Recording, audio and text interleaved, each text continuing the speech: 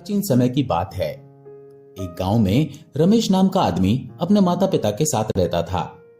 रमेश के पिता बहुत ही मेहनती और समझदार थे। उनके पास गांव में छोटी सी जमीन थी जिस पर रमेश के पिता कड़ी मेहनत करते थे। रमेश की माता एक गृहिणी थी। वो घर के सारे काम देखती थी, पर रमेश का किसी भी काम में मन नहीं लगता था। वो हमेशा भगवान का नाम जपता रहता था। उसे भगवान से इतना प्यार था कि वो नाम जपने के अलावा दूसरा कोई काम नहीं करता था। उसे भगवान के नाम की इतनी लगन थी कि वो सुबह शाम भगवान का नाम ही जपता रहता था। उसकी ऐसी हालत देखकर उसके माता पिता दोनों ही बहुत परेशान थे। एक दिन रमेश के पिता खेत जा रहे थे। तभी रास्ते में उन्हें एक गांव वाला सुरेश मिला। सुरेश ने रमेश के पिता को देखकर कहा, क्या बात है भैया, इतने कमजोर क्यों हो गए हो? तबीयत तो ठीक है? रमेश के पिता ने उसकी बात सुनकर कहा, तुम सही कह रहे हो भैया, पिछले कुछ दिनों से बीमार चल रहा हूं, लेकिन मजबूरी है। अगर खेत में नहीं गया और काम नहीं किया तो घर कैसे चलेगा? तब सुरेश ने पूछा, क्यों, क्या हो गया? अब तो रमेश भी बड़ा हो गया है, क्या वो काम में तुम्हारी मदद नहीं करता? जब तक तुम बीमार हो अपनी जगह खेत में उसे भेज दिया करो। अब तुम्हारी आराम करने की उम्र है, इसलिए खेत का सारा काम उसे संभालने दो। रमेश के पिता ने उसकी बात सुनकर कहा, अब तुम्हें क्या बताऊं सुरेश, रमेश एकदम निकम्मा है। उसका किसी भी काम में मन नहीं लगता। वो कोई काम करना ही नहीं चाहता। मैंने बहुत कोशिश की उसे किसी काम में लगाने की। उसको शहर में अच्छी नौकरी भी लगवा दी थी, पर उसने वो भी छोड़ दी। मैं तो थक गया हूं उसे समझा समझा कर। पता नहीं क्या होगा इस लड़के का। तब सुरेश ने उसकी बात सुनकर कहा, तुम्हारा लड़का ऐसे नहीं सुधरेगा। तुम एक काम करो, उसकी शादी कर दो। जब बीवी आ जाएगी तो अपने आप अपनी जिम्मेदारी समझने लगेगा, और इसके साथ साथ तुम अपनी पत्नी को लेकर तीर्थ यात्रा पर चले जाओ। फिर देखना तुम्हारा लड़का कैसे काम करता है। मजबूरी में उसे काम करना ही पड़ेगा। रमेश के पिता को उसकी ये बात अच्छी लगी। उन्होंने सुरेश से कहा, तुम बात तो ठीक कह रहे हो। सुरेश ने कहा, इसके अलावा तुम्हारे पास और कोई रास्ता भी नहीं है, तुम्हें यही करना होगा। तब रमेश के पिता ने कहा, ठीक है, मैं जल्दी से जल्दी कोई लड़की देखकर रमेश की शादी करवा देता हूं। क्या तुम्हारी नजर में कोई ऐसी लड़की है? सुरेश ने कहा, हाँ, लड़की तो है जो बहुत ही अच्छी, सुंदर और घरेलू है। वो तुम्हारा सारा घर संभाल लेगी। वो बहुत ही आज्ञाकारी लड़की है, तुम्हारे किसी भी काम को मना नहीं करेगी, और मुझे लगता है वो लड़की तुम्हारे बेटे को सुधार देगी।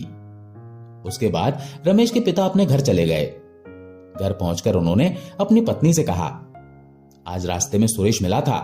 वो कह रहा था कि उसकी नजर में एक लड़की है जो बहुत ही अच्छी और समझदार है। इसके साथ साथ वो बहुत मेहनती और देखने में भी सुंदर है। इसलिए मैं सोच रहा था कि रमेश की शादी उससे करवा दूं। रमेश की मां को भी ये बात अच्छी लगी। उन्होंने कहा, मैं भी यही सोच रही थी। बहू आएगी तो रमेश भी कुछ काम धंधा करने लगेगा। हम दोनों ने तो बहुत कोशिश कर ली, लेकिन फिर भी रमेश सुधरा नहीं। शायद शादी के बाद उसे समझ आ जाए और वो सुधर जाए। तब रमेश का पिता बोला, मैं भी यही सोच रहा हूं, अगर काम धंधा नहीं करेगा तो खाएगा क्या? अपनी बीवी बच्चों को क्या खिलाएगा? इसलिए मजबूर होकर उसे कोई ना कोई काम तो करना ही पड़ेगा। रमेश के माता पिता उसकी शादी करवा देते हैं। घर में नई बहू आ गई। उसका नाम प्रिया था। कुछ दिन बाद रमेश के पिता ने कहा, देखो रमेश, अब हमारी जिम्मेदारी खत्म, इसीलिए अब ये घर और खेत तुम्हें संभालना है। मैं और तुम्हारी मां दोनों तीर्थ यात्रा पर जा रहे हैं। कब वापस आएंगे कुछ नहीं पता। जब हमारा मन होगा तब वापस आ जाएंगे। पीछे से अपनी जिम्मेदारी अच्छे से निभाना। हमें उम्मीद है तुम हमें निराश नहीं करोगे। इतना कहकर दोनों चले गए। इसी तरह कुछ दिन बीत गए, लेकिन रमेश की आदतों में कोई सुधार नहीं आया। रमेश पहले की तरह ही भक्ति में लगा रहता। रमेश की पत्नी जब उसे भक्ति करते देखती तो सोचती कि मैं कितनी किस्मत वाली हूं, मुझे इतना अच्छा पति मिला है जो हमेशा भगवान की भक्ति करता रहता है। उसे किसी भी प्रकार की बुरी आदत नहीं है, वो बस हमेशा भक्ति करता रहता है। इस तरह सब कुछ अच्छा चल रहा था, और ऐसे ही कुछ दिन और बीत गए, लेकिन रमेश की आदतों में कोई फर्क नहीं पड़ा। रमेश जैसा था वैसा ही रहा। इसी तरह समय गुजरता जाता है। रमेश की पत्नी उसकी भक्ति से तो बहुत खुश होती थी, लेकिन वो उससे हमेशा यही कहती थी, तुम घर में हाथ जोड़कर भक्ति करते रहते हो, कभी भगवान के घर भी चले जाया करो, कभी किसी मंदिर, गुरुद्वारे या किसी धार्मिक स्थान पर चले जाया करो। लेकिन रमेश उसकी बात सुनकर हमेशा यही कहता, भक्ति करने के लिए कहीं जाने की जरूरत नहीं, जहां भक्ति करने बैठ जाओ वहीं भगवान का घर होता है, भगवान खुद वहां चलकर आते हैं। रमेश की बात सुनकर उसकी पत्नी हंस पड़ती, लेकिन रमेश को इस बात पर पूरा विश्वास था कि भगवान एक दिन उसके घर जरूर आएंगे। रमेश के खेत में न जाने के कारण एक दिन ऐसी हालत हो गई कि उसके घर में अनाज खत्म होने वाला हो गया। प्रिया ने रमेश से कहा, घर में अनाज खत्म होने को आया है, आप कुछ काम क्यों नहीं करते? जब भी देखो घर में ही पड़े रहते हो और हमेशा भक्ति करते रहते हो। मैं मानती हूं भक्ति करना बहुत अच्छा है, लेकिन भक्ति के साथ साथ कर्म भी जरूरी है। अगर आप कुछ काम नहीं करेंगे तो हम लोग भूखे मर जाएंगे। इसीलिए अब आपको कोई ना कोई काम ढूंढ लेना चाहिए। आपकी भक्ति से हमारा पेट नहीं भरने वाला। रमेश ने उसकी बात सुनकर कहा, ठीक है, मैं कुछ करता हूं। ये बोलकर रमेश घर से बाहर चला गया और एक पेड़ के नीचे जाकर बैठ गया। वो सोचने लगा कि मेरी पत्नी ठीक कह रही है, मुझे कुछ ना कुछ तो करना ही पड़ेगा, ऐसे घर नहीं चलने वाला। लेकिन उसे समझ में नहीं आया कि वो क्या करे। उसे अपने पिता की याद आने लगी। वो सोचने लगा, अगर पिताजी होते तो सारा काम संभाल लेते, पर अब तो वो भी नहीं है। मेरे पास इतना धन भी नहीं है कि मैं खेत में बीज लाकर काम कर सकूं।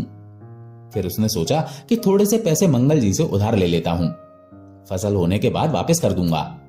ये सोचकर रमेश मंगल जी के पास पैसे लेने चला गया और जाकर उसने मंगल से कहा, मंगल जी, मुझे कुछ पैसे चाहिए थे। मंगल ने उसकी बात सुनकर कहा, पैसे तो मैं तुम्हें दे दूंगा, लेकिन जब तक तुम मेरे पैसे वापस नहीं करोगे तुम्हारी जमीन के कागजात मेरे पास रहेंगे। जब तुम मेरे पैसे वापस कर दोगे मैं तुम्हारी जमीन के कागजात वापस कर दूंगा। अगर ये बात मंजूर है तो बताओ। रमेश को इस बात में कुछ गलत नजर नहीं आया। उसने जमीन के कागजात मंगल को दे दिए और पैसे लेकर घर चला गया। घर पहुंचकर रमेश भक्ति करने बैठ गया और बैठे बैठे सोचने लगा, हे भगवान, खेत के लिए कर्ज तो उठा लिया है, इसके आगे अब आप संभाल लेना। अगले दिन रमेश उन पैसों से बीज ले आया और फसल की बुआई शुरू कर दी। देखते ही देखते कुछ दिनों में अच्छी फसल नजर आने लगी, पर इसके बावजूद रमेश की आदत नहीं गई। वो आधा समय भगवान की भक्ति में बैठता और आधा समय खेत की रखवाली में।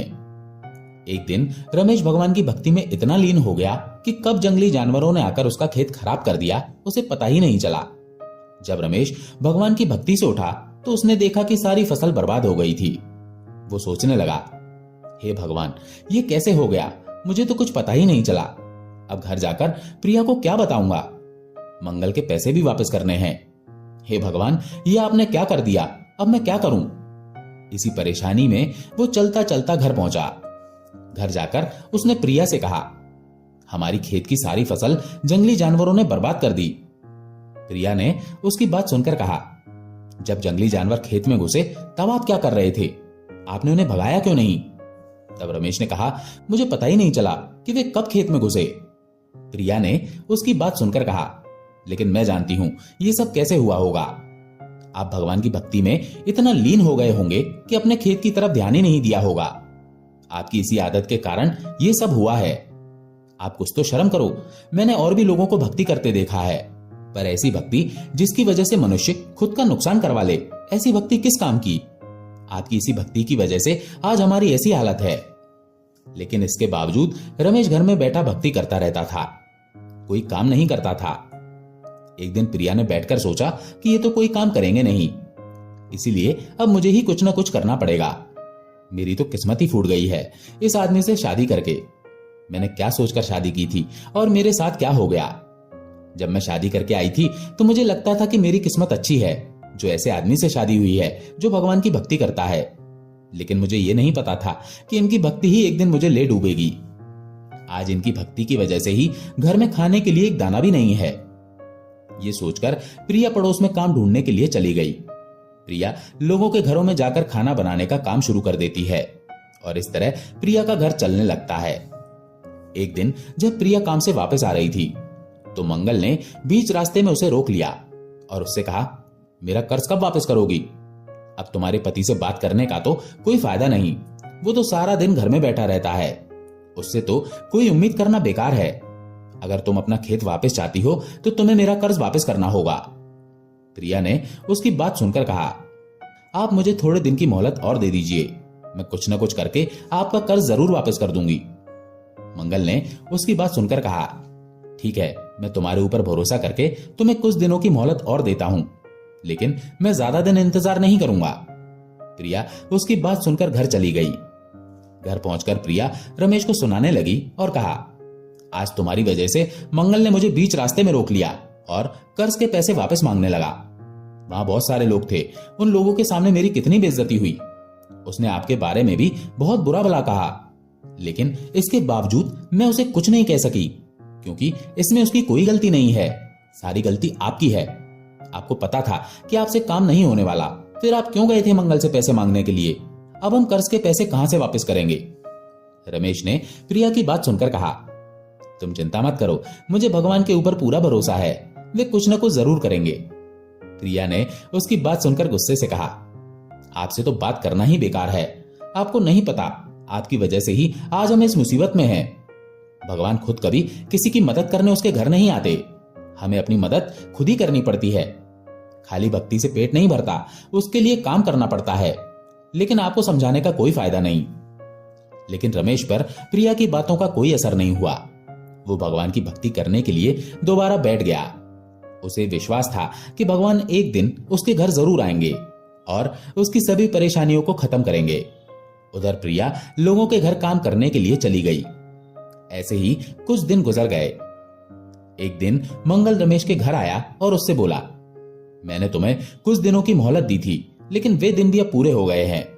क्या तुमने मेरे पैसों का इंतजाम किया या नहीं? मैं आज अपने पैसे लेकर जाऊंगा। रमेश ने मंगल से कहा, मंगल जी, अभी पैसों का कोई इंतजाम नहीं हुआ। मंगल ने उसकी बात सुनकर कहा, मैं अब कुछ नहीं सुनना चाहता। अगर तुमने एक हफ्ते के अंदर मेरे पैसे वापस नहीं किए तो मैं तुम्हारी जमीन पर कब्जा कर लूंगा, उसके बाद तुम मुझे मत कहना। प्रिया ये सुनकर बहुत परेशान हो गई। रमेश वहां से उठकर बाहर चला गया और एक पेड़ के नीचे बैठकर सोचने लगा। उसने हाथ जोड़कर कहा, भगवान, अब आपका ही सहारा है, आप ही कुछ कीजिए। मैं मंगल के पैसे कहां से वापस करूंगा? मेरे पास तो पैसे वापस करने का कोई रास्ता नहीं है। मैं क्या करूं भगवान? मैं जैसा भी हूं आपने ही मुझे बनाया है, इसमें मेरी क्या गलती है? मैंने तो अपना जीवन आपके हवाले कर दिया है। मेरे सुख और दुख को आपको ही देखना है। मेरे सारे सुख और दुख आपके ही हैं, अब आपको ही कुछ करना होगा। इसीलिए अब मैं सब कुछ आपके ऊपर छोड़ता हूं। इस तरह देखते देखते एक हफ्ता बीत गया और मंगल रमेश के घर आया। उसने प्रिया से रमेश के बारे में पूछा। प्रिया ने मंगल की बात सुनकर कहा, वो तो घर में नहीं है। मंगल ने उसकी बात सुनकर कहा, वो जानता था कि आज मैं आने वाला हूं, इसलिए जानबूझकर भाग गया। उसे क्या लगता है उसके इस तरह भागने से मैं अपने पैसे छोड़ दूंगा?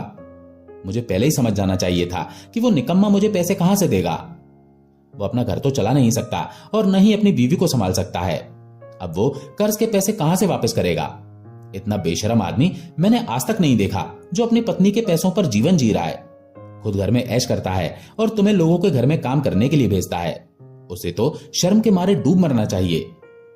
इस तरह मंगल रमेश को बुरा भला कहने लगा। प्रिया से यह सब सुना नहीं गया और वो बोली, आप मेरे पति के बारे में ऐसा मत बोलो।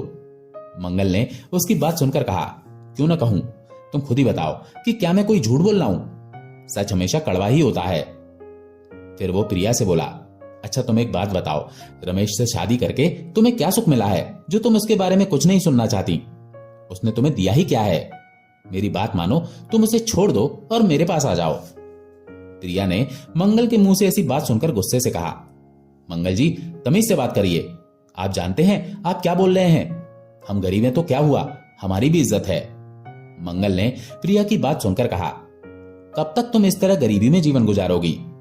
अगर रमेश के पास रहोगी तो हमेशा दुखी ही रहोगी। मेरे पास आ जाओगी तो मैं तुम्हें सब कुछ दूंगा, नई नई साड़ियां, गहने और जो कुछ भी चाहोगी। और इसके साथ ही रमेश ने जो कर्ज मुझसे लिया है मैं उसे भी माफ कर दूंगा। मैं तुम्हें रानी बनाकर रखूंगा। प्रिया को उसकी बात सुनकर बहुत गुस्सा आया। उसने कहा, आपकी हिम्मत कैसे हुई मुझसे ऐसी बात करने की? आप अभी मेरे घर से निकल जाइए, वरना मुझसे बुरा कोई नहीं होगा। आपसे कर्ज लिया है तो क्या हुआ? उसके बदले में आप जो कुछ भी मन में आए बोलते रहोगे। आपने मुझे समझ क्या रखा है? जल्दी से मेरे घर से निकल जाइए, वरना मैं पड़ोसियों को बुलाकर उनके सामने आपको बेइज्जत करूंगी। मंगल को उसकी बात सुनकर गुस्सा आ गया। वो बोला, तुम्हारी इतनी हिम्मत, तुम मुझसे ऊंची आवाज में बात करती हो, मेरे ही टुकड़ों पर पलती हो और मुझसे ही जुबान लड़ाती हो। मैं तो तुम्हारे भले के लिए कह रहा था। वैसे उसने तुम्हें आज तक दिया क्या है? अब देखो मैं तुम्हारा क्या करता हूं। तुम्हें पैसे पैसे के लिए मोहताज ना किया तो मेरा नाम बदल देना, और अब तुम दोनों अपना खेत भूल जाओ। उस खेत में पैर रखने की भूल मत करना, वरना तुम दोनों की टांगें तोड़ दूंगा। अब वो खेत मेरा हो गया, तुम दोनों का अब उस पर कोई अधिकार नहीं। ये बोलकर मंगल वहां से चला गया। प्रिया को मंगल की बातों पर बहुत गुस्सा आ रहा था। वो सोचने लगी, ये सब रमेश की वजह से हुआ है। अगर ये कोई काम करते होते तो ये दिन देखना न पड़ता। आज हमारे घर में अनाज का एक दाना भी नहीं है। ऊपर से आज मंगल ने इतनी बदतमीजी से बात की। सब इनकी वजह से हुआ है। अभी वो सोच ही रही थी कि तभी रमेश बाहर से आया और चौकड़ी मारकर भगवान की भक्ति करने लगा। उसे इस तरह देखकर प्रिया को बहुत गुस्सा आया और वो बोली, ये सब अब मेरे घर में नहीं चलेगा। अपना सामान उठाइए और निकल जाइए यहां से। ये घर मैं चला सकती हूं और आज के बाद मैं ही चलाऊंगी। अब मुझे आपकी कोई जरूरत नहीं। पता है आपके कारण आज मंगल ने मुझे क्या क्या बोला, लेकिन आपसे बात करना फिजूल है। आप मेरी नजरों से दूर हो जाइए। आज के बाद मुझे अपना मुंह मत दिखाना। आप जहां जाना चाहते हो जा सकते हो। रमेश ने उसकी बात सुनकर कहा, ये तुम क्या कह रही हो? मैं कहां जाऊंगा और कहां रहूंगा? तब प्रिया ने कहा, ये सब अपने भगवान से पूछो। जहां रहना है वहां रहिए, लेकिन यहां से चले जाइए। ये बोलकर प्रिया ने रमेश को घर से बाहर निकाल दिया। रमेश घर से निकलकर दूर जाकर एक पेड़ के नीचे बैठ गया और रोने लगा। वो कहने लगा, हे भगवान, ये मेरे साथ क्या हो गया? बचपन से आपकी भक्ति कर रहा हूं, उसके बदले में आप मुझे ये कैसी सजा दे रहे हो? रमेश के जाने के बाद प्रिया घर के बाहर परेशान हालत में बैठी हुई थी। तभी वहां पर अचानक एक आदमी आया, जिसके पास एक बड़ा सा थैला था जो सामान से भरा हुआ था। वो आदमी आकर प्रिया के सामने खड़ा हो गया और फिर बोला, बहन जी, रमेश यहाँ रहता है? प्रिया ने कहा, हाँ वो यहीं रहते हैं, मेरे पति हैं। आप कौन हो और आपको क्या काम है? क्या मेरे पति ने आपसे भी कुछ पैसे लिए थे? प्रिया की बात सुनकर वो आदमी बोला, नहीं बहन जी, आप गलत सोच रही हैं। दरअसल आपके पति मेरे यहाँ बहुत सालों से काम कर रहे हैं, लेकिन आज तक उन्होंने अपनी तनख्वाह नहीं ली, इसीलिए आज मैं खुद उनकी तनख्वाह देने आया हूं। ये बोलकर उस आदमी ने थैला प्रिया को दे दिया और फिर वहां से चला गया। उसके जाने के बाद प्रिया ने उस थैले को खोला तो उसकी आंखें फटी की फटी रह गईं। उस थैले में बहुत सारे सोने के सिक्के, हीरे मोती, गहने और बहुत सारा धन था। ये सब देखकर प्रिया सोचने लगी, इतना सारा धन, मुझे समझ में नहीं आ रहा कि ये सच है या सपना। मुझे तो अपनी आंखों पर विश्वास नहीं हो रहा। ये कैसा चमत्कार है? मेरे पति तो छुपे रुस्तम निकले। कितने सालों से ये किसी के यहाँ काम कर रहे थे, लेकिन इन्होंने आज तक मुझे बताया भी नहीं। मुझसे हमेशा छुपाते रहे। इसका मतलब रोज चुपचाप कहीं काम करने चले जाते थे। इनके मालिक के पास कितनी धन दौलत होगी जो इन्होंने तनख्वाह के बदले इतना कुछ दे दिया। जरूर इनके मालिक बहुत ज्यादा धनवान होंगे। फिर उसे अपनी गलती का एहसास हुआ और उसने मनी मन कहा, मुझसे कितनी बड़ी भूल हो गई जो मैंने गुस्से में आकर इन्हें घर से निकाल दिया। मुझे जल्दी से जाकर उन्हें ढूंढना होगा। पता नहीं कहां भटक रहे होंगे। प्रिया दौड़ती हुई गई और रमेश को ढूंढने लगी। तभी प्रिया को रमेश एक पेड़ के नीचे बैठा नजर आया। प्रिया ने उसके पास जाकर कहा, आप यहां बैठे हो, मैंने आपको कहां कहां नहीं तलाश किया। मुझे माफ कर दीजिए और घर चलिए। रमेश ने प्रिया की बात सुनकर कहा, नहीं प्रिया, यही मेरी सजा है। अब मैं उस घर में कभी नहीं आऊंगा, और वैसे भी मैंने आज तक तुम्हें दिया ही क्या है? तुम्हें मेरे साथ केवल दुखी दुख मिले हैं। प्रिया ने उसकी बात सुनकर कहा, यह आप क्या कह रहे हो? आप जानते हो आज घर में कौन आया था? आप तो बड़े छुपे रुस्तम निकले और अभी भी आप नाटक कर रहे हो।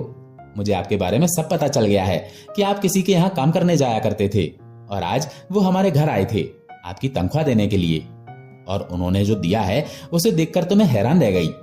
उसमें इतना सारा धन है, इतने सारे हीरे मोती जवाहरात हैं कि हमारे आसपास के गांव में भी इतना धन किसी के पास नहीं होगा। अब तो आप बता दीजिए कि आप कहां जाते थे, किसके यहां काम करते थे? रमेश ने उसकी बात सुनकर कहा, ये तुम क्या बोल रही हो? मुझे तुम्हारी कोई बात समझ नहीं आ रही। तब प्रिया ने सारी बात रमेश को बताई। रमेश ने जब ये सुना तो वो समझ गया। कि ये सब भगवान की लीला है। उसने कहा, मैं हमेशा कहता था कि भगवान मेरे घर आएंगे, और आज जब वो घर आए तो मैं घर में नहीं था। उसके बाद प्रिया रमेश को लेकर घर आ गई। घर आकर जब रमेश ने इतना सारा धन देखा तो उसकी आंखें भर आईं। उसने प्रिया से कहा, प्रिया, ये सब भगवान की कृपा है। तुम्हें धन दौलत देने जो आदमी आया था वो कोई और नहीं बल्कि साक्षात भगवान ही थे, जिनकी भक्ति मैं बचपन से करता चला आ रहा हूं। उन्होंने आज मेरी भक्ति की लाज रख ली। देखो आज उन्होंने भक्ति के फल स्वरूप क्या दिया है, जिसकी मैंने कभी कल्पना भी नहीं की थी। प्रिया ने जब रमेश की बात सुनी तो वो हाथ जोड़कर रमेश से बोली, आप मुझे माफ कर दीजिए, मैंने आपको बहुत बुरा भला कहा। सच में जब एक भक्त को भगवान की जरूरत होती है तो वो किसी न किसी रूप में आकर अपने भक्त की सहायता जरूर करते हैं, और आज तो मैंने ये सब कुछ अपनी आंखों से देख लिया। अब मैं आपको और आपकी भक्ति को लेकर कभी कुछ नहीं कहूंगी। आज तो भगवान को भी आपके आगे झुकना पड़ा। भगवान खुद चलकर आपके घर आए, इसीलिए आप मुझे माफ कर दीजिए। अब हमें सिर्फ भगवान का ही सहारा है। आखिर ये सब कुछ उन्होंने ही तो हमें दिया है। आज की कहानी से हमें शिक्षा मिलती है कि हमें निस्वार्थ भगवान की भक्ति करनी चाहिए। अगर हम बिना स्वार्थ के भगवान की भक्ति करेंगे तो हमारे जीवन में कभी कोई परेशानी नहीं आएगी, और हमें भी भक्ति करने से एक न एक दिन भगवान के दर्शन जरूर होंगे। दोस्तों, आशा है ये कहानी आपको पसंद आई होगी। अगर पसंद आई हो तो वीडियो को लाइक करके कमेंट में जय श्री राम जरूर लिखें। चैनल पर अगर पहली बार आए हैं तो चैनल को सब्सक्राइब जरूर करें। जय श्री राम।